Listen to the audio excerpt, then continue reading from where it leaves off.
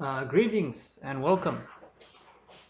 So this is going to be part two of the Bible study sermon. Let's call it a sermon on the topic of some students that I have known.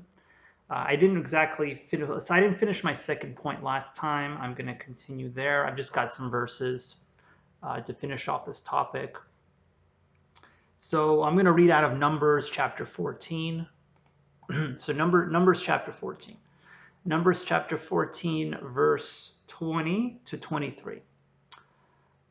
And the Lord said, I have pardoned according to thy word, but as truly as I live, all the earth shall be filled with the glory of the Lord. Because all those men which have seen my glory and my miracles, which I did in Egypt and in the wilderness, and have tempted me now these 10 times, and have not hearkened to my voice, surely they shall not see the land which I swear unto their fathers, neither shall any of them that provoked me see it.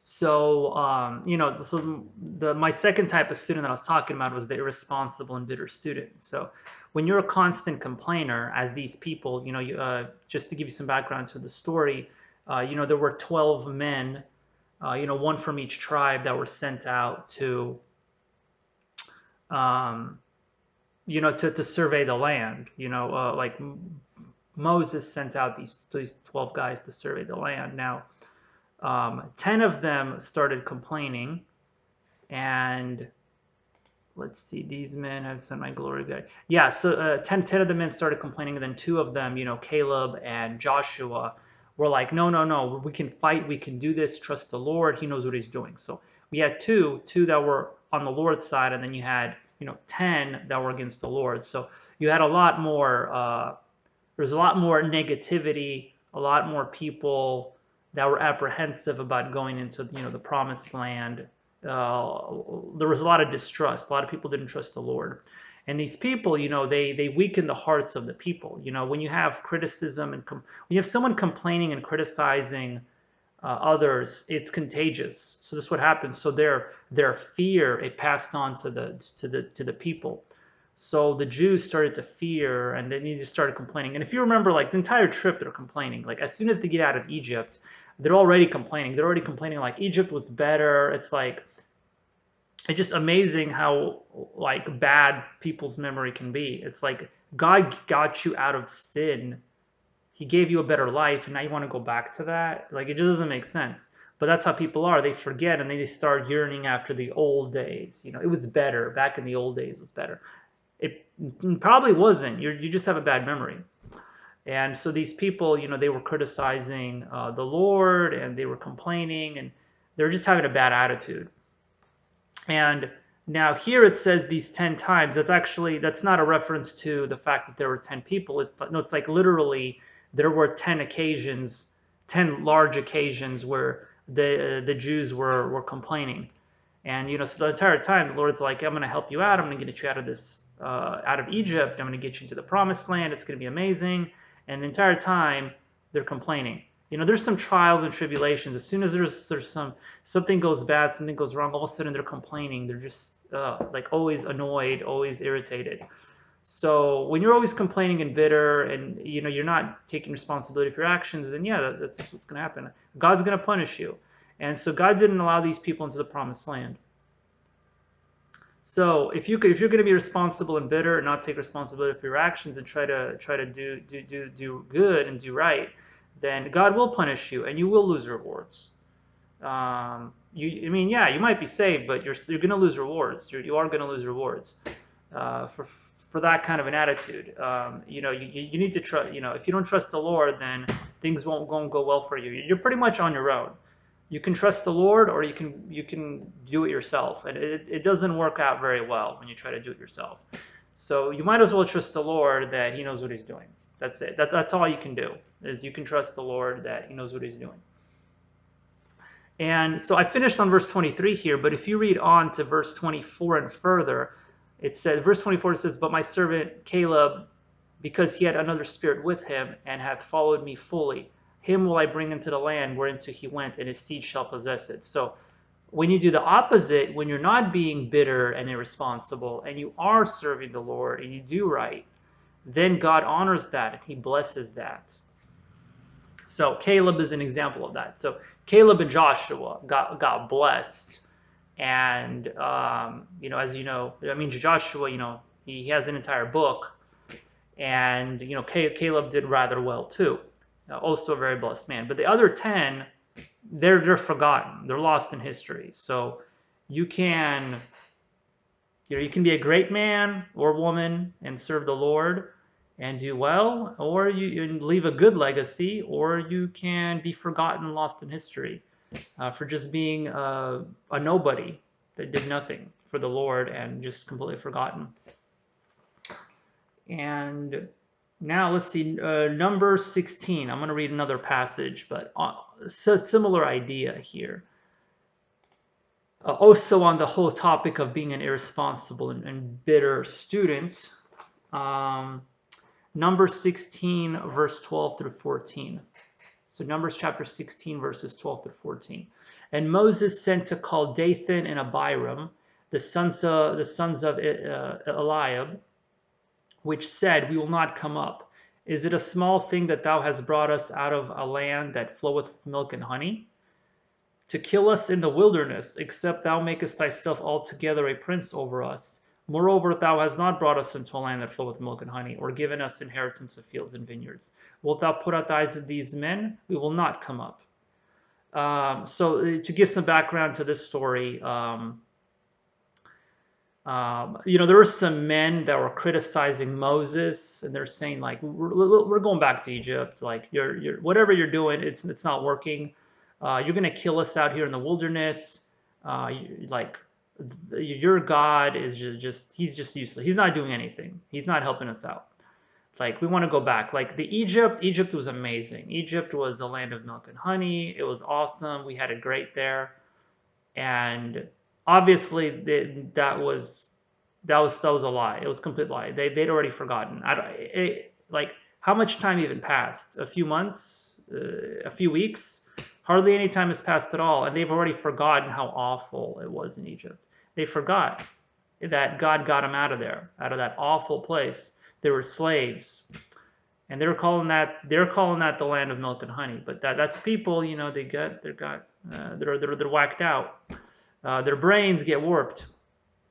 So they're they're going to be taken into the land of milk and honey, and these people, they're complaining. They're complaining like, "Oh, you're not going to do that. Like, God's just going to kill us here." But God made a promise. God said, "I'm going to take you into this land that flows with milk and honey. It's going to be amazing." God made a promise. If he made a promise, that means he will fulfill it. But they're starting to doubt. They're starting to doubt him. They're being, once again, irresponsible, bitter, not taking responsibility for their actions, just being annoyed, irritated at everybody, blaming everybody but themselves, and taking responsibility for what they have done. Not realizing that it's their fault things are not going well. They did it to themselves. And, throughout the book of Exodus, Leviticus, all of that, all the way up to Deuteronomy, you can see this happen in the Jews. And actually even farther out, you could, all throughout the Old Testament, you could see just them bickering, being annoyed, irritated, not trusting the Lord. All throughout the Old Testament, you could see this attitude of bitterness, of just complaining and complaining and more complaining. And it just goes on and on. So here, once again, you're having this complaint, and it doesn't go very well for these men. They end up, end up getting killed. They end up getting killed by God. So anyway, trust the Lord. That's all I'm going to say. I don't think, just because, if you do wrong, it doesn't mean God's going to send fire from heaven and just burn you alive, or open up, or send an earthquake and kill you. Maybe God's not going to punish you like that, but you're still not going to do very well. God's going to have mercy. He's going to be very merciful. He's very merciful to us when we sin, but we are losing time. We are losing rewards in heaven when we aren't doing right. So just keep that in mind. If you're being irresponsible and bitter, it will not end well. Blaming others it will not get you anywhere. So that's my second point. My third point, the lazy and the careless student. And I actually have a few passages for this one, the lazy and the careless student. So some people just fail from just being careless. They just won't do their homework. They forget deadlines. They're just not careful. They're not. I tell people, like, you actually want to be a little bit OCD as a student. It's actually very helpful to be a little bit OCD, a little bit organized, maybe a little too much. It doesn't hurt. It doesn't hurt to be like that. You want to be very structured. You want to know when everything's due. Yeah, some people keep notes. I was never a great note taker. I just kind of remember stuff. But some people, they keep very good organized notes. And those that keep very organized notes and know all the deadlines, very structured, they do well. They do well because they know when everything's supposed to happen, and they're never caught off guard. Like, oh, I didn't know this was due. Like, it's just so amazing. Like, people forget. Like, how did you not know? Like, it's in the syllabus. They don't read the syllabus. They just don't take it seriously. Like, people just don't take it seriously. So this is the lazy and the careless student. They just don't have the right priorities. Some people just don't have they just don't know what's important. Um, Especially in college. College is expensive. You should take it seriously. But they don't. Not all of my students take it seriously. A lot of them don't. And especially in recent years, I've actually seen it get worse. I've actually seen a decline of work ethic. Like, it was already kind of bad when I started a few years ago, but it's just been getting worse. Um, so the people just don't have the right priorities. It's like, this is super important. Like, they don't know what's important. They don't have the priorities in check. Um, Salvation, eternal life, priority number one, get saved. Absolutely. Everything else comes after that. So, so accumulation of mammon and all of that, that's nothing compared to eternal life. Okay, that's number one. But okay, that's kind of a simple example from a Christian perspective. But even from, like, just the perspective of daily life, just having everything in order, like, financial security, health, those kinds of things, and people jeopardize very important things like, like their career and future financial security with just stupidity.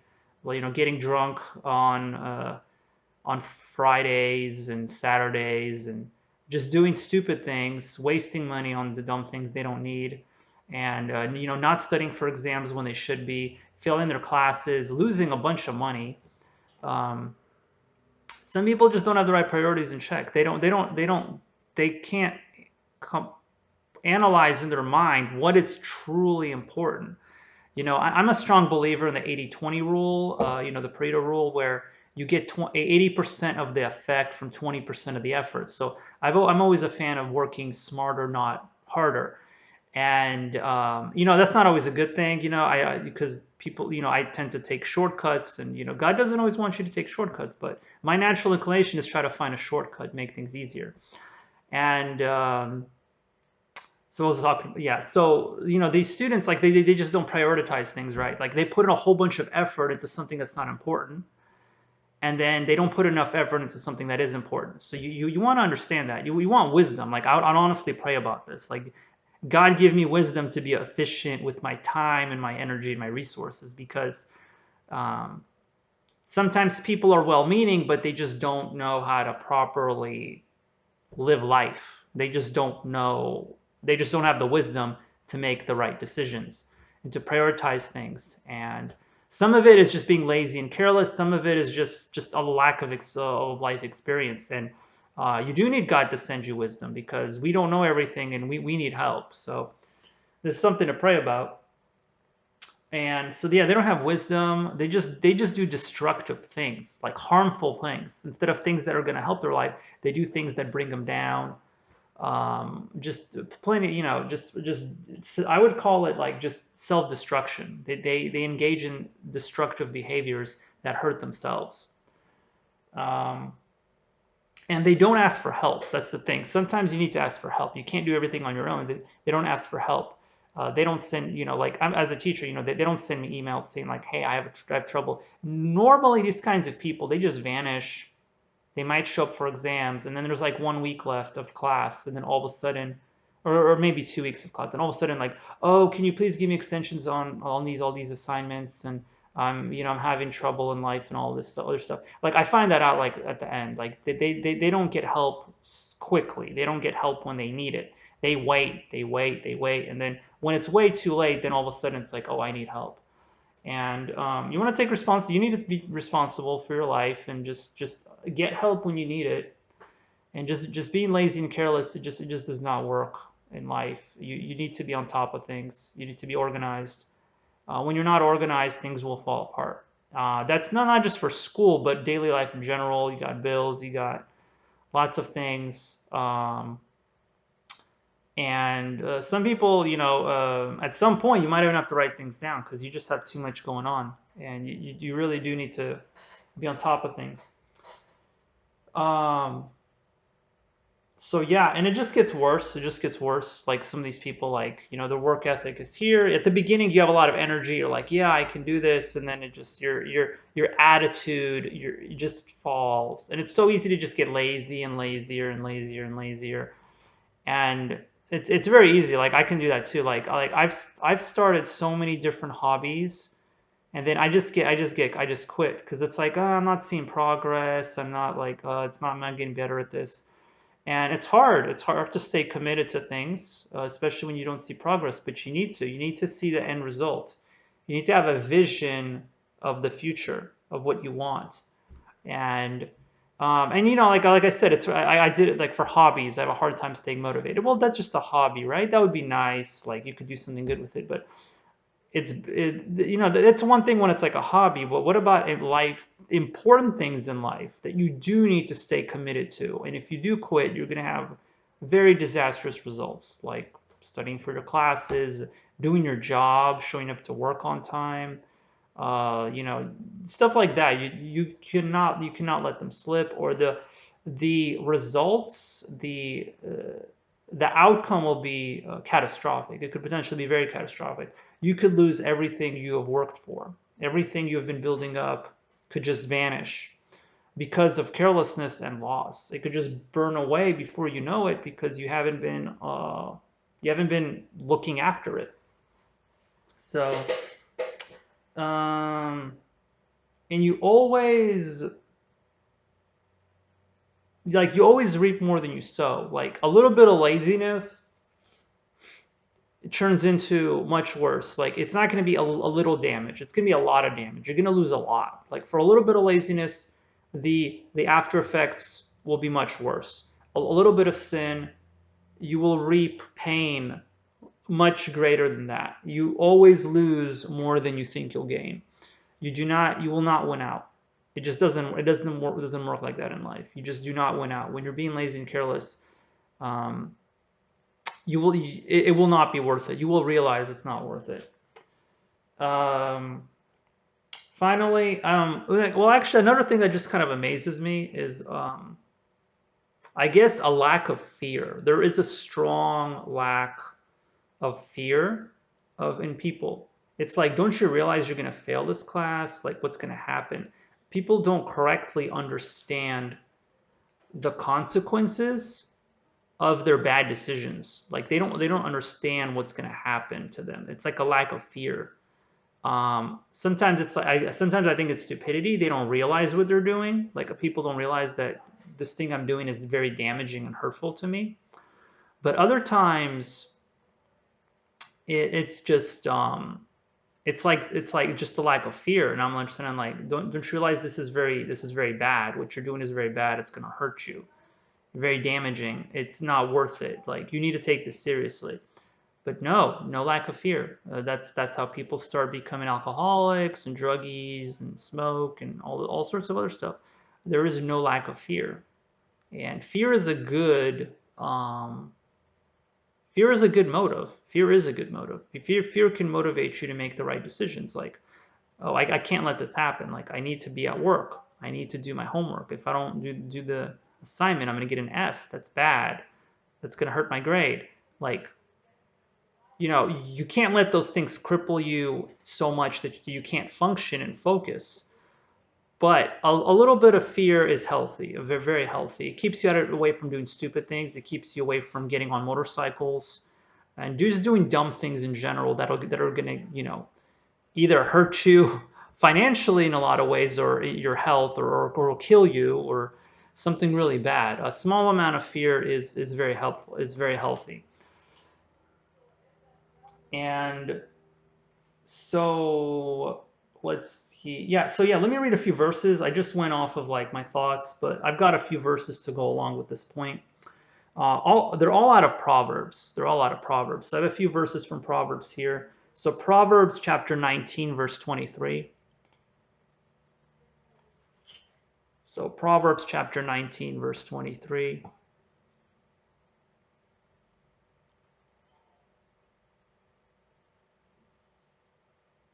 So yeah, Proverbs chapter 19. So yeah, I mean, I have a lot of these students. Like um, the lazy and careless student. Like I can't think of a specific one because there's a lot of these. Like I get them all the time. Like every semester, plenty of them that just vanish and disappear, and they're not in class, and I don't know who they are. And they might show up on exams in the best case, but they just won't do their homework. And it just amazes me. It amazes me how someone could be so nonchalant and flippant about something that's actually very important.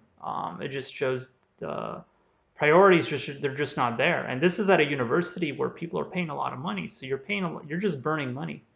Like literally, they're just burning money. They're just throwing money away and just having it burn. And if their parents are paying for it, I really feel bad for their parents. But I don't know. Sometimes people have to go through that. Sometimes people have to get burned like that and just do stupid things and just get burned a few times before they realize, like, hey, I need to stop being stupid and actually, take my life seriously, because I'm gonna get hurt in the long run. So yeah, let's see. So Proverbs chapter 19, verse 23. Proverbs 19:23. Um, the fear of the Lord tendeth to life, and he that hath it shall abide satisfied. He shall not be visited with evil.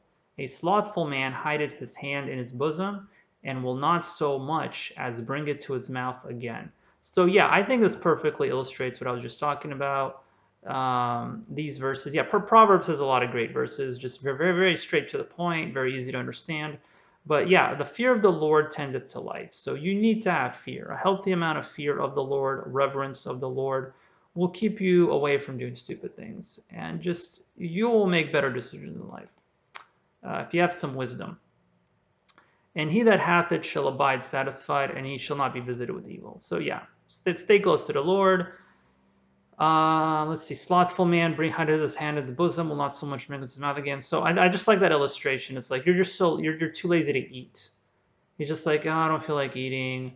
Um, it's like, hideth his hand in his bosom, will not so much as bring it to his mouth again. Yeah, so just even too lazy to eat, and that's scary. Like laziness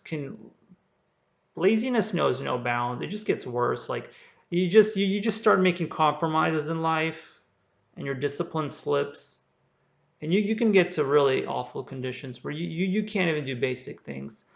And this is mostly from like I mean, there's a lot of studies done on this, even by non-Christians. It just like chemical imbalances in the brain, super high levels of dopamine fluctuating in the brain, so that people can't like focus on some kind of long-term goal because they're so used to like this instant gratification. So that's how you become very slothful and very lazy, because you have all this, you just instant dopamine. You start craving it all the time. It's a drug basically.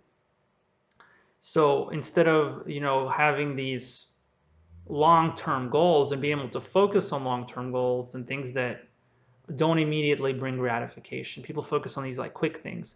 That's why we have a culture of like people staring at their phone all the time, people on the computer all the time, people watching TV all the time, because this is all instant gratification, dopamine. And we're pretty much all, a lot of us are like drug addicts at this point. Like we're social media. You got social media drug addicts, YouTube drug addicts. You got all sorts of drugs out there. all different forms, but it's all like some internet TV addiction, and it's so rampant. It's like literally everywhere.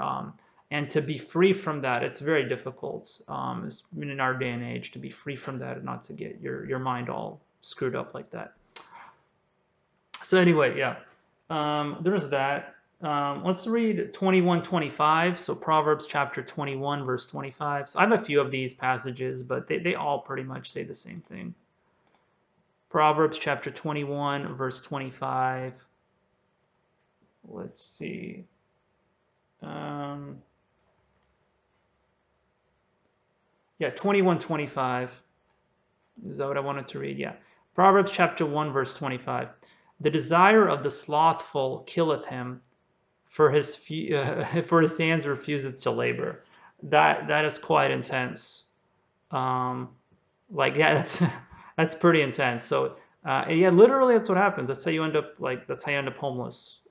You refuse to labor, you refuse to work, and eventually you end up with nothing. You end up with nothing. And yeah, like I understand not everybody that's out on the streets. People have different circumstances. Some people just did their best, and things don't work out well. But in general, in general, if you do work hard, that won't happen to you. 21:25. The desire of the slothful killeth him, for his hands refuse labor. It says the desire of the slothful. So someone who's slothful, they still have desires. They have desires for things, but things that don't involve working. They desire things, but they don't desire to work to earn those things. They just want stuff. But to get stuff, you do need to put in effort, and you need to have a job and income and all of that. And just basically stuff I've already said. Stuff that everyone knows by now, common sense, I would say. But yeah, if you refuse to labor, things will not end well. And labor could include a lot of things. It could be just going to school, doing your homework, getting good grades, so that you can get a job later on. And all of that's important. And you do need to take these things seriously. So as a student, but also apply these things to other aspects of life. This isn't just specifically like, oh, when you're a student. No, this is for everything in life. This is how you approach the study of God's word, how you approach life, everything you do, every action you take. You could be any one of these students at any given point in time. Let's read Proverbs 24. Proverbs chapter 24. Let's see. Yeah, let's see, will we finish? Yeah, Proverbs chapter 24, verses 30 to 34. So let's see. Proverbs chapter 24, verses 30 to 34. I went by the field of the slothful, and by the vineyard of the man void of understanding. And lo, it was all grown over with thorns, and nettles had covered the face thereof, and the stone wall thereof was broken down. Then I saw and considered it well. I looked upon it and received instruction. Yet a little sleep, a little slumber, a little folding the hands to sleep. So shall thy poverty come as one that traveleth, and thy want as an armed man. Yeah, great set of verses. A lot of wisdom here. So the field of the slothful, it's going to be all messed up. Like if you don't take care of your life, it's going to become a mess. If you don't take care of your appearance, you're going to be a mess. You need to take care of all aspects of your life. Whether like I said, whether it's hygiene or what you eat good food, Bible reading, your spiritual, your intellectual life, hobbies. There's different aspects of your life, and you need to be healthy in all those aspects of your life. And if you let one go, then the others might go with it too. If you don't take care of your health, that's going to affect everything, for example. So you do need to take care of all aspects of your life. So the field of the slothful, it's going to be a mess. And You want to take note. It says here, and it was then I saw and considered it well, and looked upon and received instruction. So when someone messes up, when someone does wrong, then as I said in a previous sermon a few videos back, but you can learn from other people's examples. If someone is a bad example and does wrong and sins and messes up their life, you can learn from that bad example. I mean, it's bad that they're in that condition, but if God can get any glory out of you, if you, he could get a glory out of someone that's a mess, because that person that's a mess will instill fear in the hearts of others that see him and say, I don't want to be like that. We have plenty of examples of alcoholics, druggies, and whatever, so that people could say like, hey, yeah, that's bad. I don't want to do that. Plenty of examples of that. So there's enough people. I mean, unfortunately, there is that common saying, what men learn from history is that men never learn from history. And yes, that is also true. Even though we have, 5 or 6,000 years, you have 6,000 years of human history of people messing up and sinning and doing everything wrong. We should know by now how to live right, but no, people are still going to make the same mistakes because people are sinful, people are tempted, and they sometimes they think that it'll be different for them. Like, I can get away with it. I can do what they did, and it won't be like that for me. I'll make it work. But no, you're not special. There's almost 8 billion people on the planet right now, and there have probably, as according to studies, there have probably been over 100 billion people that have ever lived, and just you and a lot of people before you have messed up. So what makes you think you're going to do better? If you're going to do the same things they did, you're going to get the same results they did. You're probably not going to get better results. If they sinned and got punished for it, if you do the same sin, you will get punished for it.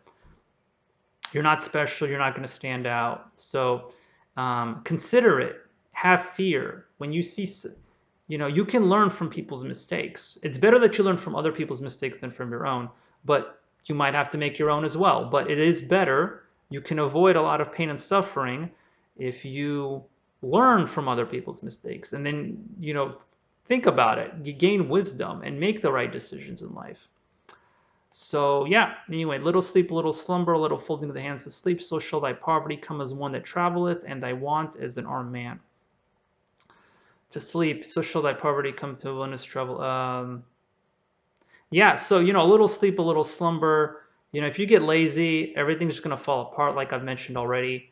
If you rest too much, yeah, you need rest. Take breaks when you need it, but if you get lazy, you get careless, everything's gonna fall apart. Like, you need to be very alert of that, and God's gonna help you out, but you really do need to be wary. Some people, they just lose everything because they're disciplined, man. Just being disciplined, like. You need to be a little OCD. I will say you need to be a little OCD about life. People that succeed in life, they're generally a little different. If you live like everybody else, you will get the results of everybody else. If you have a successful life honoring the Lord, you will be different. You will do things differently. You will not be doing things the way most people are doing them. Because to get those results, you are going to have to be different. So shall thy poverty come as one that traveleth, and thy want as an armed man. So you're just going to lose everything before you know it because you're being careless. So, yeah. So have fear. Fear is good. So anyway, I think I've said enough there. That's my third point about lazy and careless students. So yeah, I'm already at 33 minutes. So I think I've got one more video. That's about the dedicated students. So I've got one more point left, my fourth point, and so I'll have a third video for that. And I think I'll wrap it. I'll finish it there. So yeah, see you next time.